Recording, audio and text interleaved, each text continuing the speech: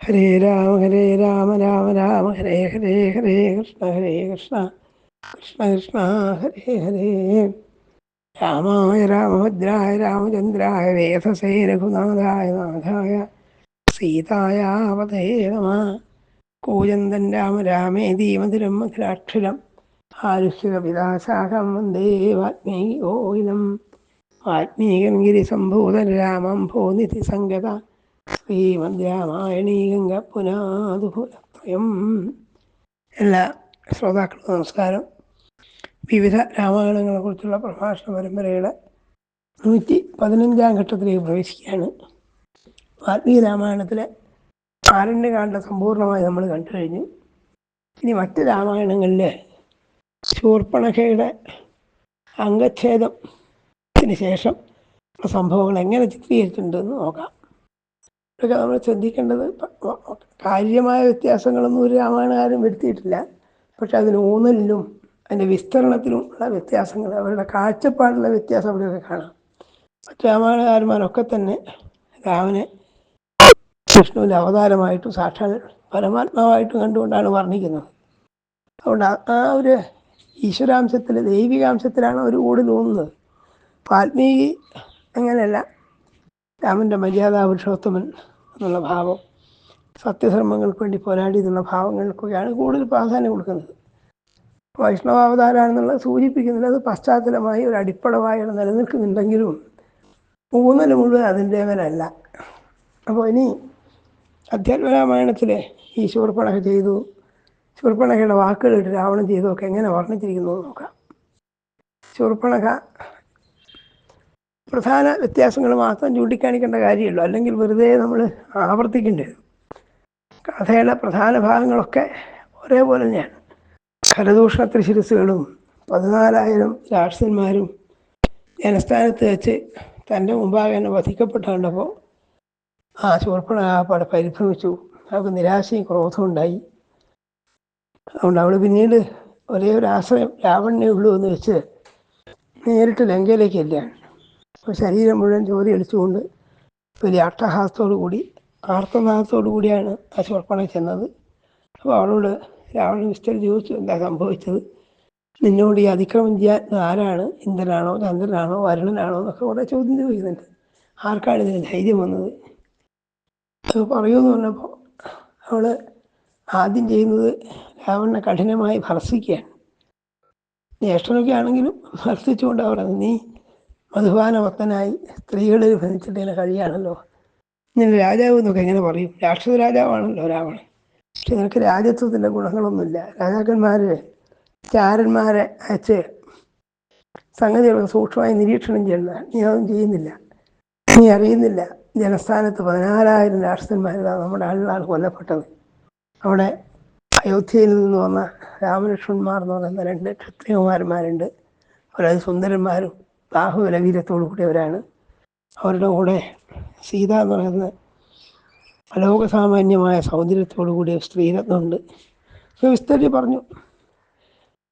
എന്നിട്ട് പറഞ്ഞു, തനിക്ക് വൈരൂപ്യം വന്ന് പെട്ടത് രാവണന് വേണ്ടി വലിയൊരു സേവനം ചെയ്യാൻ പോയിട്ടാണ് നോട്ടിലാണ് ശൂർപ്പണഖ പറയുന്നത്.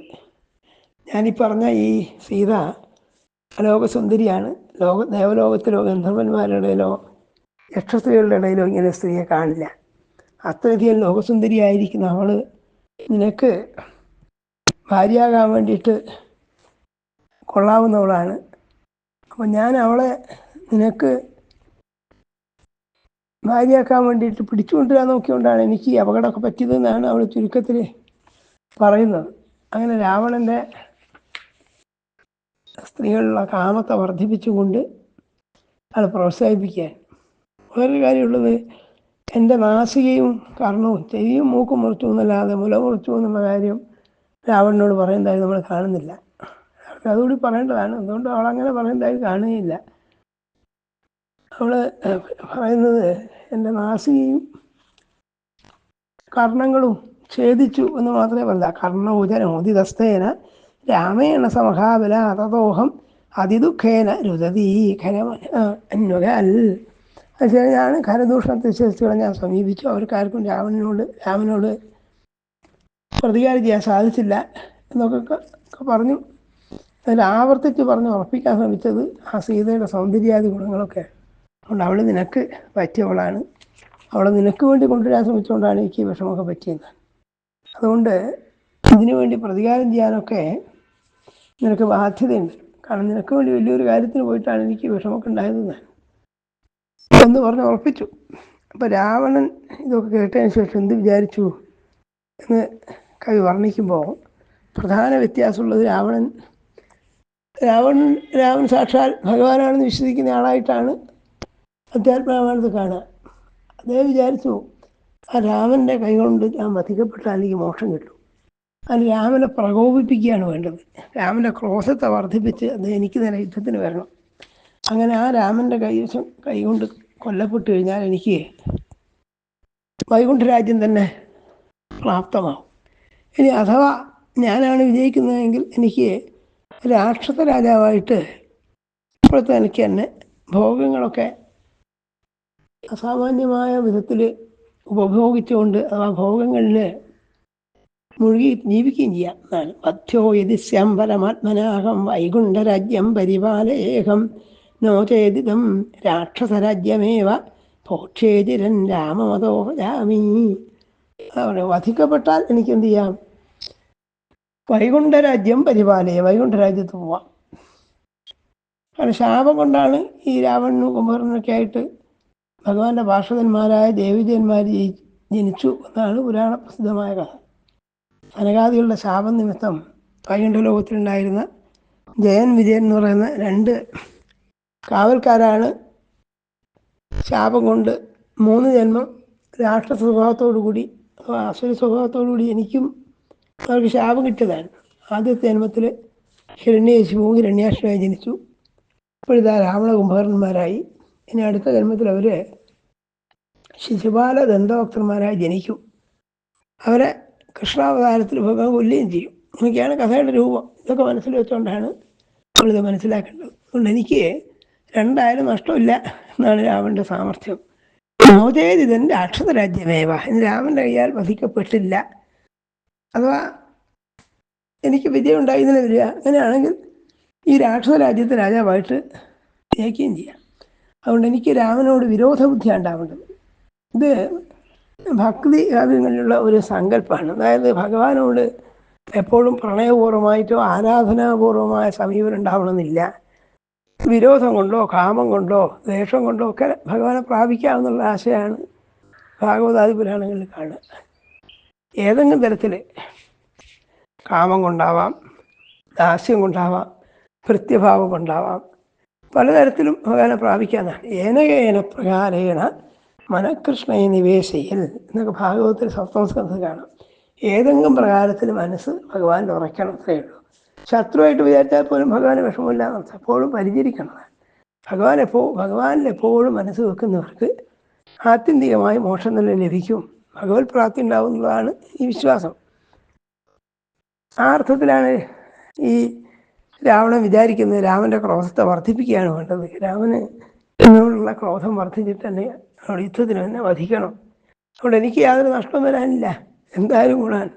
അതുകൊണ്ട് ഞാൻ രാമൻ്റെ അടുത്തേക്ക് പോവാം, രാമൻ്റെ ക്രോധം വർദ്ധിപ്പിക്കാമെന്നൊക്കെ ചിലത് ചെയ്യാം എന്ന് വിചാരിച്ചിട്ടാണ് രാവണൻ ആദ്യമായി മാരീചൻ്റെ അടുത്തേക്ക് പോകുന്നത്. വാൽമീകി രാമായണത്തിലെ പോലെ ആദ്യത്തിൽ ഈ മാരീചൻ വിപരീത അഭിപ്രായം പറഞ്ഞു അവിടെ തിരിച്ചു പോകുന്നു എന്നുള്ള രീതിയിലുള്ള വർണ്ണനകളൊന്നും അധ്യാത്മരാമായണത്തില്ല. ഒരു പ്രാവശ്യം പോകുന്നതായിട്ട് നമ്മൾ കാണുന്നുള്ളൂ. അതുകൊണ്ട് അയാൾ എന്ത് ചെയ്തു? വിചിന്യൈവം നിശായാം പ്രഭാതേരഥമാസ്ഥിത. ഞങ്ങൾക്ക് അന്ന് രാത്രി ഉറക്കൊന്നുണ്ടായില്ല. രാവണനെ വിചാരിച്ചിട്ട് എന്തൊക്കെയാണ് ചെയ്യേണ്ടത് വിചാരിച്ചിട്ട് പിറ്റേ രാവിലെ ആയപ്പോൾ എന്ത് ചെയ്തു? കാര്യമേകം നിശ്ചിത്യ ബുദ്ധിമാൻ എന്നൊക്കെയാണ്. ബുദ്ധിമാനായ രാവണൻ ഒരു കാര്യം നിശ്ചയിച്ചു. രാമൻ്റെ ക്രോധം വർദ്ധിപ്പിക്കത്തക്ക രീതിയിൽ രാമനെ യുദ്ധോദ്യുക്തനാക്കാതൊക്കെ വേണം രാമഭാര്യയായ സീതയെ അപഹരിക്കാമെന്നാണ് ഉള്ളിലുള്ള വിചാരം. ആ വിചാരത്തോടു കൂടി പിറ്റേന്ന് രാവിലെ ദിവസത്തിൽ മാരീചൻ്റെ അടുത്തേക്ക് പോയി. അവിടെ നിന്നും പ്രധാന വ്യത്യാസങ്ങളൊന്നും വാൽമീകി രാമായണത്തിലില്ല. വാൽമീകി രാമായണത്തിൽ ആ മാരീചൻ്റെ അടുത്ത് എത്തുന്നവരെയുള്ളതായ ഭൂപ്രദേശങ്ങളുടെ മനോഹരമായ വർണ്ണനയൊക്കെ ഉണ്ട്. അതൊന്നും ഇവിടെ ഇല്ലയെന്ന് നോക്കണം. അവിടെ ചെന്നു രാവണൻ മാരീചനോട് പറഞ്ഞു, തനിക്ക് വേണ്ടിയിട്ട് നീ മായാസി അവളെ അപഹരിക്കാൻ വേണ്ടിയിട്ട് പുറപ്പെടണമെന്നൊക്കെ പറഞ്ഞു. അത് അദ്ദേഹം മാരീനാകട്ടെ നല്ല പഴയ കഥകളൊക്കെ പറഞ്ഞു. അതൊക്കെ നമ്മൾ വാൽമീകി കേട്ടിട്ടുള്ളതാണ്.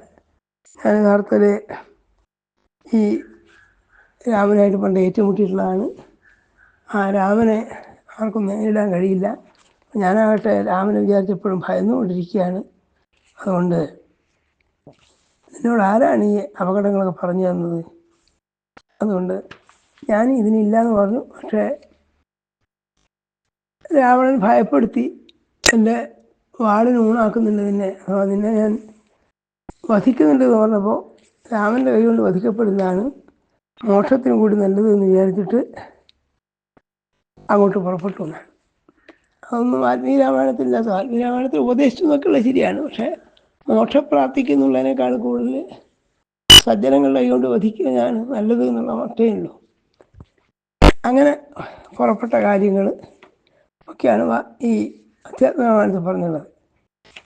ആ വാക്കുകളൊക്കെയാണ് ഏകേന രാമേണ കഥം മനുഷ്യ എന്നുണ്ടല്ലോ. ഇതൊക്കെ വിചാരിച്ചിട്ട് എന്ത് ചെയ്തു? വിരോധബുദ്ധിയൈവ ഹരിം പ്രയാമി സ്വതന്ന ഭക്തിയാ ഭഗവൻ പ്രസീദേൻ. അതാണ് രാമൻ്റെ നിശ്ചയം. എനിക്ക് ഭക്തി കൊണ്ട് രാമനെ പ്രാപിക്കാൻ സാധിക്കില്ല. ഞങ്ങൾ വൈരാഗ്യ ഭക്തി കൊണ്ട് അഥവാ വിരോധഭക്തി കൊണ്ട് വേണം രാമനെ പ്രസാദിപ്പിക്കാൻ. അതുകൊണ്ട് അങ്ങോട്ട് പോകാം. വിരോധബുദ്ധിയൈവ ഹരിം പ്രയാമി. വിരോധബുദ്ധി കൊണ്ടാണ് എനിക്ക് രാമനെ പ്രാപിക്കാൻ കഴിയുക. ഭക്തിയാ ഭഗവാൻ പ്രസീതയിൽ. ഭഗവാൻ എന്ത് ചെയ്യില്ല, എന്നോട് ഭക്തി കൊണ്ട് പ്രസാദിക്കില്ല. എന്ന് മാത്രമല്ല, ശത്രുതാഭാവം കൊണ്ട് നടക്കുന്നതിനാണ് കൂടുതൽ ഊർജം ഉണ്ടാവുക. അനുകൂലമായ വിചാരത്തേക്കാൾ പ്രബലമായി തീരുക പ്രതികൂലമായ വിചാരമാണ്. അതുകൊണ്ട് വിരോധഭക്തി കൊണ്ട് നടന്നിട്ട് രാമനെ അനുഗ്രഹം കിട്ടും, രാമൻ്റെ കൈ കൊണ്ട് വധിക്കപ്പെടാം എന്ന് വിചാരിച്ചിട്ടാണ് ഈ രാവണൻ പുറപ്പെടുന്നത് നടത്തും. അങ്ങനെയാണ് മാരീചൻ്റെ അടുത്ത് പോയത്. മാരീചൻ തൽക്കാലത്തേക്ക് അദ്ദേഹത്തെ എതിർത്തു. മാരീചൻ പറഞ്ഞു, ഞാൻ ആ രാമനെ കുറിച്ച് നന്നായിട്ട് അറിയുന്ന ആളാണ്. പഴയ കാലത്ത് തന്നെ ഞാൻ പണ്ട് വിശ്വാസത്തിൻ്റെ യാഗം മുടക്കാൻ വേണ്ടിയിട്ട് ഞങ്ങൾ പോയ സമയത്ത് തന്നെ രാമൻ അറിയുന്നതാണ്. ഇപ്പോൾ രാമശബ്ദം എനിക്ക് വലിയ ഭയം ഉണ്ടാക്കുന്നതാണ്. രാമമേവ സതതം വിഭാവയേ ഭീതഭീത ഇവ ഭോഗരാശിത രാജരത്ന മണീരഥാധികം ശ്രോത്രയോര്യതി ഗതം ഭയം ഭവേത് എന്നൊക്കെയാണ് രസകരമായിട്ട് ആ മാരീചൻ പറഞ്ഞത്. എനിക്ക് രാമൻ എന്നുള്ള ശബ്ദം തന്നെ കേട്ടാൽ ഭയമാണ്.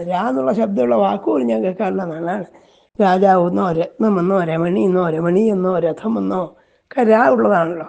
ഈ എന്നുള്ള ശബ്ദം കേൾക്കുന്ന എനിക്ക് ഭയമാണ്. അങ്ങനെയുള്ള സ്ഥിതിയാണ്. അതുകൊണ്ട് നിനക്ക് നല്ല കാലത്തിലല്ല ഇത് തോന്നുന്നതെന്നൊക്കെ പറഞ്ഞ് രാവണനെ പരിവർത്തിപ്പിക്കാൻ നോക്കുന്നുണ്ട്. പക്ഷെ അതൊക്കെ രാവണൻ തള്ളിക്കളഞ്ഞു. രാവണൻ പറഞ്ഞു, മാരീചൻ പറഞ്ഞ വാക്കുകളൊക്കെ രസകരമാണ്. തവഹിതം വദതോ മമ ഭാഷിതം പരിഗൃഹാണപരമാത്മനിരാഘവേ ത്യജ വിരോധമതിം ഭജഭക്തിത പരമകാരുണികോ രഘുനന്ദന. ഈ വിരോധം കൊണ്ട് എടുക്കല്ല വേണ്ടത് രാമനോട്, ആ പരമമായ ഭക്തി പ്രകടിപ്പിക്കൂ. അങ്ങനെയാണ് മോക്ഷം തന്നെ കിട്ടുന്നൊക്കെ മാരീചൻ ഉപദേശിച്ചു. രാവണൻ്റെ ഉദ്ദേശമൊന്നുമല്ല. രാവണൻ അതൊന്നും കൈക്കൊണ്ടില്ല എന്നർത്ഥം. എന്നിട്ട് പറയുകയും ചെയ്തു, ഇനി രാമൻ ഇതൊക്കെ മനസ്സിൽ വിചാരിച്ചു, ഞാനേതായാലും രാമനോട് ഭക്തനായി തീരാനല്ല എന്ന് പറഞ്ഞു. എന്നിട്ട് പറയുകയും ചെയ്തു, എന്നെ വധിക്കണം എന്ന് വിചാരിച്ചിട്ടാണ് രാമൻ വിഷ്ണുവായിരിക്കുന്ന ഭഗവാൻ തന്നെയാണ് രാമനായ വധിച്ച് എനിക്കറിയാമെന്ന രാവണൻ തന്നെ പറയുന്നത്. ഇത്തരം വാക്കുകളൊന്നും ആത്മീയമാണത്തില്ല. പരമാത്മാ യഥാ രാമ പ്രാർത്ഥിതോ ബ്രഹ്മണാകില മാം ഹന്തും മാനുഷോ ഭൂത്വ യത്നാദിഹ സമാഗത. മാം എന്നെ കൊല്ലാൻ വേണ്ടിയിട്ട് തന്നെയാണ് ഭഗവാൻ രാമനായി ജനിച്ചതെന്ന് എനിക്കറിയാമെന്ന. അതുകൊണ്ട് പിന്നെ അതിന് പറ്റിയ ഏർപ്പാടൊക്കെ ചെയ്യാണ് ഞാൻ ചെയ്യുന്നത്. അതുകൊണ്ട് കരിഷ്യത്യജിരാദേവ സത്യസങ്കല്പ ഈശ്വര. സത്യസങ്കല്പനായിരിക്കുന്ന ഈശ്വരൻ താമസം കൂടാതെ എന്നെ വധിക്കാനുള്ള കൃത്യം ചെയ്യാതിരിക്കില്ല. അതുകൊണ്ട് ഏത് വിധത്തിലായാലും സീതയെ ഹരിക്കാൻ തന്നെയാണ് ഞാൻ തീരുമാനിച്ചത്. എന്നാൽ രാമൻ്റെ ക്രോധം വർദ്ധിക്കും. അതുകൊണ്ട് നീ എതിര് പറഞ്ഞുകൊണ്ട് കാര്യമില്ല എന്ന് മാരീചനോട് പറയാൻ കേട്ട് അതുകൊണ്ട് പറഞ്ഞു, അതോത്തിഷ്ട മഹാഭാഗ വിചിത്രമക രൂപധക്ക്. അതുകൊണ്ട് വിചിത്രമായ ഒരു മാനിൻ്റെ രൂപം ധരിച്ചിട്ട് നീ എൻ്റെ കൂടെ വരുന്നു. എന്നിട്ട് ഭീഷണിപ്പെടുത്തുകയും ചെയ്തു. അഥവാ നീ ഇത് എൻ്റെ വാക്ക് പാലിക്കുന്നില്ലെങ്കിൽ ഞാൻ നിന്നെ വധിക്കുന്നില്ല. അതപ്പരം കിഞ്ചിൽ ഭാഷതേ മദ്വിഭീഷണം ഹനിഷ്യാമി അസിനാനേന എന്നാണ്. ഈ വാളുകൊണ്ട് ഞാൻ നിന്നെ വെട്ടിക്കൊല്ലുന്നുണ്ടെന്ന് ഭീഷണിപ്പെടുത്തി. അങ്ങനെയാണ് മാരീചൻ പോകുന്നത്. മാരീചൻ രാമാശ്രമത്തിൻ്റെ സമീപത്തെത്തി സീതയെ മോഹിപ്പിക്കുമാർ അങ്ങോട്ടും ഇങ്ങോട്ടും അലഞ്ഞു നടന്നു. ഇപ്പോൾ പിടിക്കാൻ കിട്ടുമെന്ന് സീതയ്ക്ക് തോന്നി. സീത രാമനോട് അപേക്ഷിച്ചു. ഈ കാര്യത്തിലൊന്നും വാൽമീകി രാമായണത്തിന് വ്യത്യാസമില്ല. അപ്പോൾ വാൽമീകി രാമായണത്തിലുള്ളത് പോലെ തന്നെ ഇവിടെയും ലക്ഷ്മണൻ പറഞ്ഞു ഇത് രാക്ഷസന്മാരുടെ മായയായിരിക്കാനിടയുണ്ട്. വളരെ വിശേഷമായൊരു സംഗതി അധ്യാത്മരാമായണത്തിന് ഉള്ളത്, ഇങ്ങനെ രാവണൻ മാരീചനൊക്കെ വരാൻ പോകുന്നുണ്ടെന്നും സീത അപഹരിക്കണമെന്ന പരമാത്മാവായ രാമൻ അറിയാം. അധ്യാത്മരാമായണത്തിലെ രാമൻ എപ്പോൾ ഈശ്വരനായിരിക്കുന്ന രാമനാണ്. അതുകൊണ്ട് സീതയെ അടുത്ത് പിടിച്ചിട്ട് പറഞ്ഞു, അല്ലയോ സീതയെ, നിന്നെ അപഹരിക്കാൻ കുറച്ച് കഴിയുമ്പോൾ രാവണൻ തന്നെ വരും. ഇപ്പോൾ മോഹിപ്പിക്കാൻ വരും എന്നൊക്കെ നന്നായിട്ട് അറിയാമെന്നർത്ഥം. അതുകൊണ്ട് നീ എന്ത് ചെയ്യണം, അന്തർഭാഗത്ത് ആശ്രമത്തിൻ്റെ ഉള്ളിൽ ഭാഗത്ത് അഗ്നിയിൽ മറഞ്ഞിരിക്കണം. ഒരു കാവ്യകൽപ്പനയാണ്. അഗ്നിദേവൻ്റെ സംരക്ഷണയിലായിരിക്കും എന്നർത്ഥം. ആശ്രമത്തിൽ നീ കഴിയൂ. ഉവാച സീതാമേകാന്തേ ശൃണു ജാനകിമേ മജാണ്. ലക്ഷ്മണൻ കേൾക്കാതെയാണ് പറഞ്ഞതെന്നർത്ഥം. ലക്ഷ്മണനോട് അത് പറഞ്ഞിട്ടില്ല. പറഞ്ഞു രാവണോഭിക്ഷുരൂപേണ ആഗമിശ്രുതികം. വലിയ താമസമില്ലാതെ ആ രാവണൻ നിന്നെ അപഹരിക്കാനായിട്ട് വരും. അപ്പോൾ ഇതൊക്കെ ഒരുതരം നേരത്തെ പറഞ്ഞ പോലെ മുൻകൂട്ടി തയ്യാറാക്കിയിട്ടുള്ള ആസൂത്രിത പദ്ധതിയാണ് അധ്യാത്മരാമായണത്തിലെ വർണ്ണനകളൊക്കെ. അപ്പോൾ യഥാർത്ഥത്തിൽ തൻ്റെ ഭാര്യ ആയ സീത അപഹരിക്കപ്പെട്ടില്ല എന്നും മായാസീതയാണ് അപഹരിക്കപ്പെട്ടതെന്നും ഇത് തങ്ങൾ രണ്ടുപേരും കൂടി ഉണ്ടാക്കിയ ഒരു കപട നാടകം മാത്രമാണെന്ന് അധ്യാത്മരാമായണത്തിലെ രാമൻ അറിയാം. അപ്പോൾ പിന്നെ രാമൻ സീതയെ കാണുന്നില്ല അങ്ങോട്ട് വിലപിക്കുന്നതിനൊക്കെ വായനക്കാർക്ക് എന്ത് രസനീയത ഉണ്ടാക്കുക എന്ന് ഈ അധ്യാത്മരാമായണക്കാർ ആലോചിക്കുന്നേ ഇല്ല. എന്താ അങ്ങനെ ചെയ്യുന്നതെന്നുള്ള ഒരു യുക്തി നമുക്ക് കണ്ടുപിടിക്കാൻ വിഷമമാണ്. കാരണം തൻ്റെ ഭാര്യ അപഹരിക്കപ്പെട്ടില്ല നന്നായിട്ട് അറിയുന്ന രാമൻ പിന്നീട് വളരെ ദീർഘമായി വിലപിക്കുകയും അതിൻ്റെ പേരിൽ തൻ്റെ ഭാര്യാഭർത്താവാൻ രാവണൻ ആരോപിച്ചിട്ട് രാവണനെ സകുടുംബം നശിപ്പിക്കുകയും ഒക്കെ ചെയ്താൽ സത്യസന്ധോ ദൃഢവ്രത എന്നൊക്കെ വാൽമീകി വിശേഷിപ്പിക്കുന്ന രാമന് എന്ത് സത്യസന്ധയുണ്ടാവുക. വാൽമീകിയാണെങ്കിൽ ഇങ്ങനെ മായാസീതയുടെ കാര്യം പറഞ്ഞിട്ടേ ഇല്ല എന്ന് ശ്രദ്ധിക്കണം. ഇപ്പോൾ പലരും രാമായണം വായിക്കുന്നത് മായാസീതയെ കെട്ടുകൊണ്ടുപോയി എന്നാണ്. അത് വാൽമീകിയുടെ വിവക്ഷയല്ല. അധ്യാത്മാദി രാമായണങ്ങളിൽ അങ്ങനെ പറഞ്ഞു മാത്രം. ഇവിടെ വ്യക്തമായിട്ട് പറയുന്നത് എന്താണ്, ത്വന്തു ഛായാന്തദാകാരം സ്ഥാപയിത്വോട്ടേശ. നീ എന്ത് ചെയ്യണം, നിൻ്റെ സമീപത്തിൽ രാവണൻ വരും. ആ സമയമാകുമ്പോഴേക്കും നീ പ്രതിച്ഛായാരൂപത്തെ പുറമെ ഇരുത്തിയിട്ട് നേരത്തെ ഒരു മായാസീതയെ പുറത്തിരുത്തിയിട്ട് അകത്ത് ആശ്രമത്തിനുള്ളിൽ പോയി വസിക്കുമോ.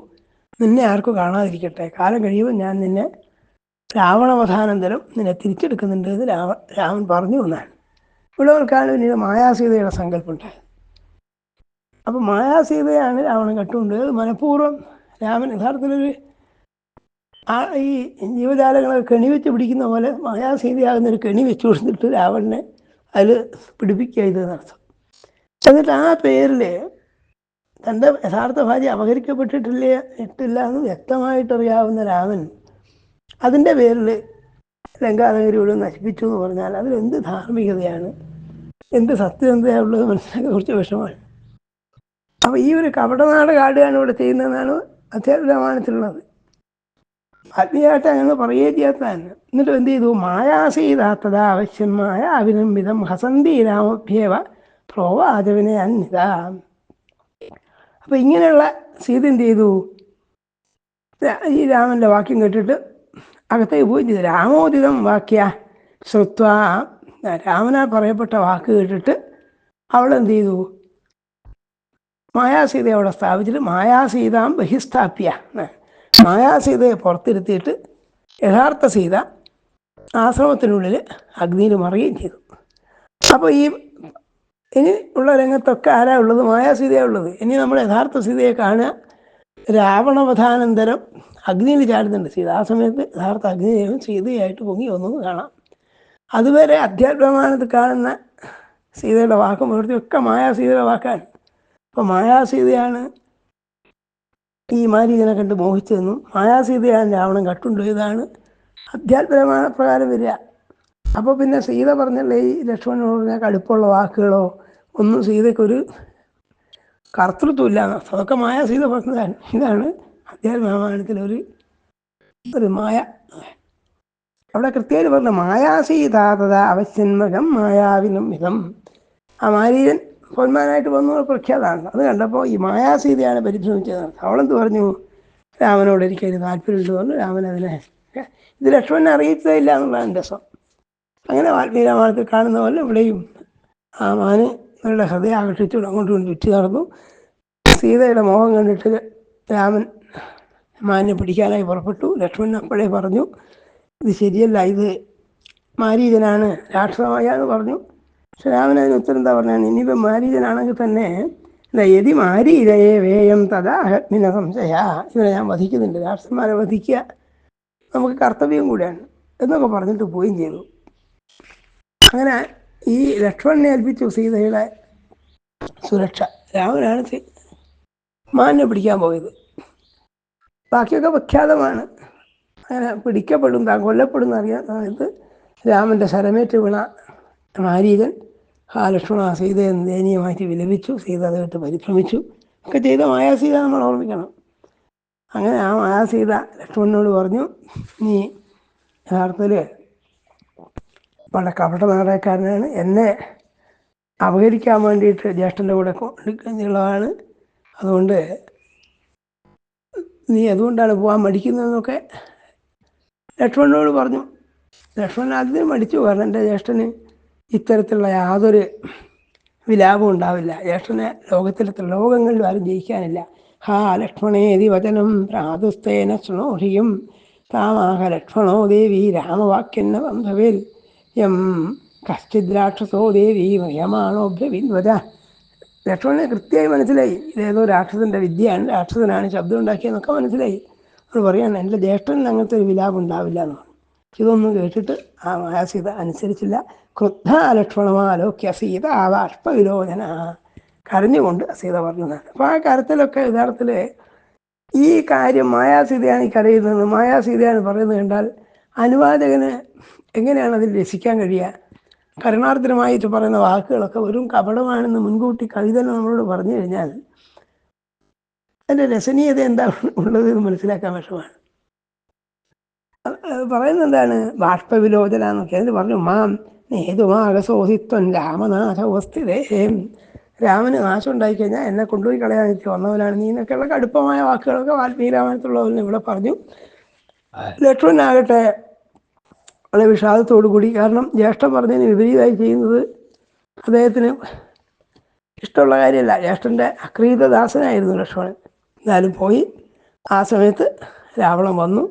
രാവണൻ ഇതൊക്കെയുമായിട്ട് ആദ്യത്തിൽ ഭിക്ഷുരൂപത്തിൽ വന്നിട്ട് പറഞ്ഞു, നീ ആരാണ്, നീ എന്താണ് ഇവിടെ താമസിക്കുന്നത്? അതൊക്കെ വാൽമീകി രാമായണത്തിന് കാര്യമായ വ്യത്യാസങ്ങളൊന്നുമില്ല. അവളുടെ കാര്യങ്ങളൊക്കെ പറഞ്ഞു കഴിഞ്ഞപ്പോൾ സ്വന്തം രൂപം എടുത്തിട്ട് തന്നെ ആ രാവണൻ പറഞ്ഞു, പൗലസ്ഥിതനയോഹന്തു രാവണോ രാക്ഷസാധിവ. നല്ലയോ സുന്ദരി, ഞാൻ രാവണൻ എന്നറിയപ്പെടുന്ന രാക്ഷസനാണ്, പുലസ്ത്യൻ്റെ മകനായ വിശ്വാസിൻ്റെ മകനാണ്, ഞാൻ ലോകം മുഴുവൻ കീഴടക്കിയിട്ടുള്ള ആളാണ്. അവിടെ നീ എന്തിനാണ് ഈ ദുർബലനായ മനുഷ്യപ്പുഴുവായിരിക്കുന്ന രാമനെ വിചാരിച്ചോടെ ഇരിക്കുന്നത്? എല്ലാം കൂടെ വന്നോളൂ എന്നൊക്കെ പറഞ്ഞു. ഈ കാട്ടിൽ വസിക്കുന്ന ദുഃഖമൊന്നും നീ അറിയേണ്ട കാര്യമില്ല. ആവശ്യതി രാമോ വീക്ഷണം നിഷ്ഠതകാനുജ. അപ്പോൾ സീത പരിഭ്രമിച്ചു. അവൾ പറഞ്ഞു, എൻ്റെ ഭർത്താവായ രാമൻ്റെ അനുജനോട് കൂടി കാട്ടിലേക്ക് പോയിരിക്കുകയാണ്, വലിയ താമസമില്ലാതെ വരും എന്നൊക്കെ പറഞ്ഞു. അതൊന്നും കൂട്ടാക്കാതെ എന്ത് ചെയ്തു? സ്വരൂപം ദർശയാമാസ മഹാപർവ്വതസന്നിഭം. നേരത്തെ ഞാൻ രാവണനത് പറഞ്ഞു എന്നുള്ളൂ, രൂപം കാണിച്ചില്ല. ഇപ്പോഴും ആ ഭീകരമായ രൂപം കാണിച്ചും കൊണ്ട് തന്നെ തദ്ദൃഷ്ട അയാൾ നഖങ്ങൾ കൊണ്ട് ഭൂമി പടർന്നിട്ട് രഥത്തിലെടുത്ത് വെച്ചു എന്നാണ് അധ്യാത്മരാമായണത്തിൽ. എന്നാൽ സീതയെ സ്പർശിച്ചു ഇല്ല രാവണന് വരുത്താൻ ഒക്കെയാണ് വർണ്ണന. അത് നഖം കൊണ്ട് ഭൂമി പടർക്കുന്നത് കൊണ്ടാണ്. അല്ലെങ്കിൽ സീതയെ എടുത്തിട്ട് രഥത്തിൽ വെച്ചു എന്ന് പറഞ്ഞാൽ മതി. അപ്പോൾ ഭൂമിയോട് കൂടിയിട്ട് ആ സീതയെ നേരിട്ട് സ്പർശിച്ചില്ല എന്ന് വരുത്താൻ വേണ്ടിയാണ്. അതാണ് പിൽക്കാലത്ത് പല രാമായണകാരന്മാരും സീത പതിവ്രതാരത്നമാണ്, അവളെ രാവണന് സ്പർശിക്കാൻ കഴിയില്ല എന്നൊക്കെ പറയുന്നത്. വാൽമീകി അങ്ങനെയല്ല പറഞ്ഞിട്ടുള്ളത് നമ്മൾ കണ്ടു. അവിടെ വ്യക്തമായിട്ട് പറഞ്ഞിട്ടുണ്ട്, തുടയ്ക്കും മുടിക്കും പിടിച്ചിട്ടാണ് എടുത്തതെന്ന് വ്യക്തമായിട്ട് പറഞ്ഞിട്ടുണ്ട്. ഇവിടെ അങ്ങനെയല്ല പറയുന്നത്. തദ്ദൃഷ്ട വനതേ വ്യസ്തഭൂത അനിതു തതോ വിദാര്യ ധരണിയും നഖൈരുദ്ധൃത്യ ബാഹുഭി എന്നാണ്. കൈനഖങ്ങളെ കൊണ്ട് ഭൂമിയിലേക്ക് താഴ്ത്തിയിട്ട് അതിനെ പടർന്നിട്ട് അതോടുകൂടി എടുത്തു വെച്ചു എന്നാണ്. സീതയിരിക്കുന്ന ഭൂമിഭാഗത്തെ അങ്ങനെ എടുത്തിട്ട് വെച്ചു എന്നാണ്. തോലയിത്വാരഥേഷിത്വായ ഉഷിപ്രം വിഹായസ. പണ്ട് ഗോപാലൻ നായർ അധ്യാത്മരാമായണത്തിൽ എഴുതിയിട്ടുള്ള വ്യാഖ്യാനത്തിൽ വിശേഷം എടുത്തു പറയുകയും ചെയ്തിട്ടുണ്ട്. രാവണൻ സീതയുടെ ശരീരത്തെ സ്പർശിച്ചിട്ടില്ലെന്നാണ് കവി സൂചിപ്പിക്കുന്നത് എന്ന് വ്യക്തമായിട്ട് പറയുന്നുണ്ട്. സീതയാകട്ടെ ഈ രഥത്തിൽ കയറ്റി വെച്ചതിന് ശേഷം അതിദീനമായിട്ട് വിലപിച്ചു. ഹാ രാമ രാമ ലക്ഷ്മണേതീരുദന്തീ ജന ഹൽഭജ.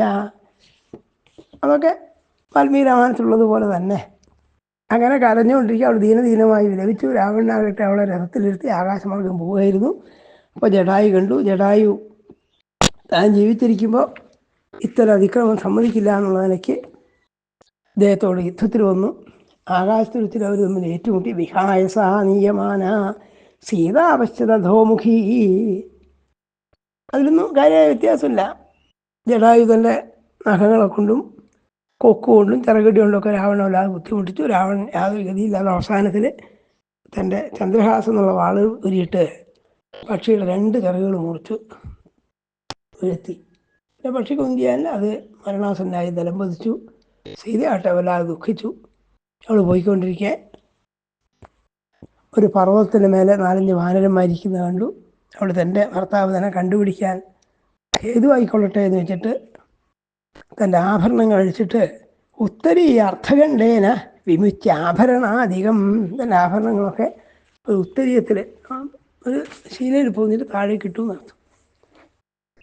അത്രയാണ്. പിന്നീട് രാവണൻ നേരെ ലങ്കയിലെത്തി അവിടെ ഉപവനത്തിൽ സീതയെ ഇരുത്തുകയും ചെയ്തു.